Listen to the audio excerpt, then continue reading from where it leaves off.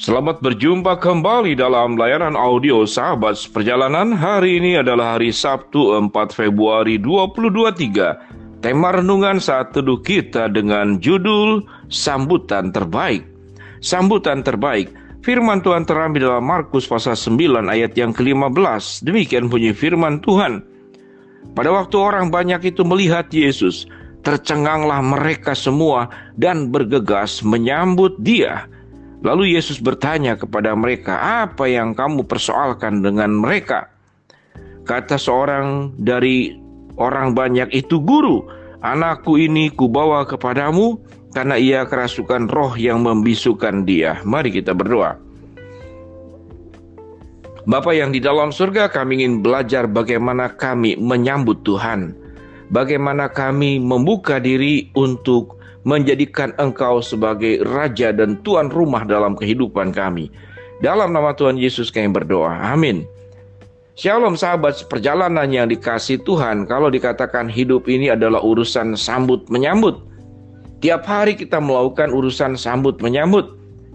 Sewaktu kita pergi dari tempat kerja ke tempat kerja yang lain, kemudian kita berkendaraan, memakai kendaraan yang dipesan lewat online, maka kita akan disambut oleh kendaraan motor ataupun mobil, Gojek, Gokar, atau apapun bentuknya. Sewaktu kita masuk sekolah, kita juga disambut oleh satuan pengamanan atau satpam. Masuk kelas pun, kita akan menyambut guru yang masuk, dan kemudian menyampaikan salam tatkala guru akan meninggalkan kelas. Namun dalam kehidupan nyata, apa yang terjadi tentang sambut menyambut? Ada satu sifat manusia, tentu kita akan menyambut hal-hal yang sangat luar biasa. Beberapa waktu yang lalu saya melihat di TikTok, ada sebuah resepsi pernikahan yang sampai kemudian masyarakat itu antri sampai 5.000 orang. Bayangkan, 5.000 orang berantri, berjajar, berbaris, itu seperti ular. Sedemikian banyak.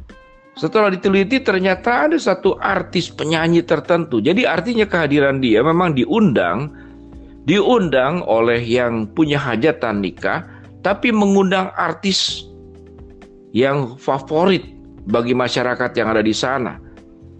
Namun motif yang utamanya ternyata karena ingin bertemu dengan artis. Jadi sampai kemudian berbaris 5.000 orang untuk masuk ke dalam resepsi pernikahan tersebut. Seorang artis disambut luar biasa. Apa yang terjadi di dalam sambut menyambut dalam dunia ini?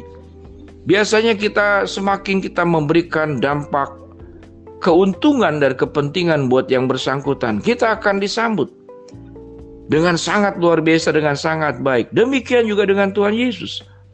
Alkitab mengatakan Tuhan Yesus itu disambut oleh mereka. Pada waktu orang banyak itu melihat Yesus, tercenganglah mereka semua bergegas menyambut Dia. Mengapa mereka menyambut Yesus? Karena ada kebutuhan yang bisa dijawab oleh Tuhan Yesus. Apa itu bentuknya? Umumnya adalah sakit penyakit. Tentunya sahabat seperjalanan, pada waktu terdahulu teknologi kedokteran tidak sebaik seperti sekarang, sehingga harapan dan keinginan menjadi sehat dan pulih untuk banyak penyakit yang tidak ada obatnya pada zaman itu, termasuk kusta. Maka kehadiran seseorang yang disebut tabib, seseorang yang punya kemampuan menyembuhkan itu, seakan-akan pribadinya seperti Tuhan. Kehadirannya itu dinantikan. Karena mengapa? Karena harapan untuk sembuh sudah dilakukan, sudah diperjuangkan oleh mereka-mereka yang sakit, namun mengalami kebuntuan. Kemudian mendapatkan sebuah berita segar, angin segar. Ada seorang pribadi yang bernama Yesus yang mampu menyembuhkan berbagai macam penyakit. Maka orang banyak itu berbondong-bondong untuk menyambut daripada kehadiran Yesus, agar kepentingannya terjawab. Jadi manusia ini adalah manusia yang hidup penuh dengan kepentingan. Akan menyambut sesuatu kalau ada kait-mengait dengan kepentingannya pribadi. Dan itu dikatakan mereka demikian luar biasa menyambut Yesus. Karena harapannya anaknya bisa disembuhkan.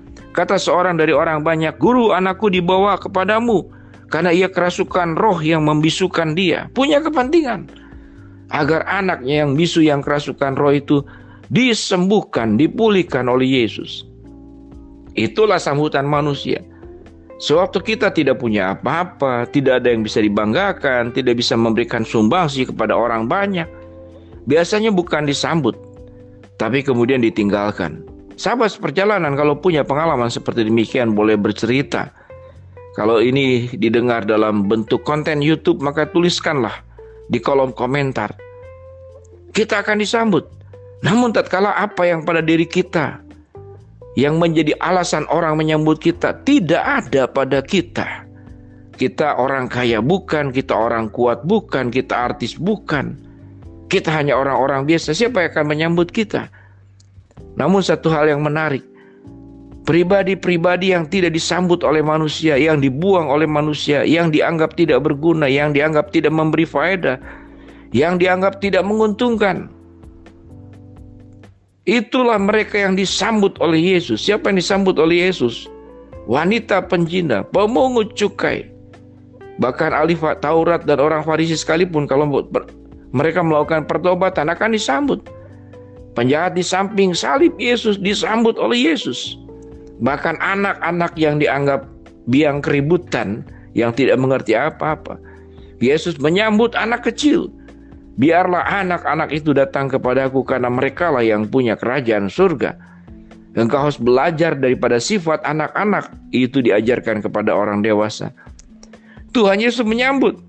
Tuhan Yesus tidak hanya menyambut orang Yahudi, tapi orang Samaria, orang-orang lain. Oleh sebab itu dikatakan, kita dipanggil untuk pergi ke seluruh dunia, agar semua orang itu ditebus dan menjadi murid-murid Kristus. Itulah penyambutan yang dilakukan oleh Yesus kepada umat manusia. Yesus memberikan yang terbaik. Namun manusia biasanya hanya akan menyambut sesuatu yang dari Tuhan ataupun dalam relasi dengan yang lain. Kalau ada kepentingan, kalau ada sesuatu yang bisa menguntungkan saya, kalau ada sesuatu yang bisa membahagiakan saya, kalau ada sesuatu yang bisa merealisasikan apa yang diharapkan dan diinginkan, maka orang-orang itu akan disambut secara luar biasa. Disambut dengan tarian, disambut dengan makanan, disambut dengan musik. Namun tatkala kita bukan siapa-siapa, mereka-mereka inilah yang disambut oleh Yesus. Mereka yang lapar disambut Yesus. Mereka yang haus disambut Yesus. Mereka yang dipenjara disambut Yesus. Mereka yang sebagai orang asing disambut Yesus. Yang kusta disambut Yesus. Yang timpang disambut Yesus. Pendosa kelas kakap disambut oleh Yesus. Semuanya disambut secara sempurna oleh Tuhan Yesus. Lalu apa pelajaran yang kita dapatkan? Biarlah kita menyambut Yesus tidak hanya karena kita punya kepentingan, ada berkat, ada kesehatan, ada pemulihan yang diharapkan.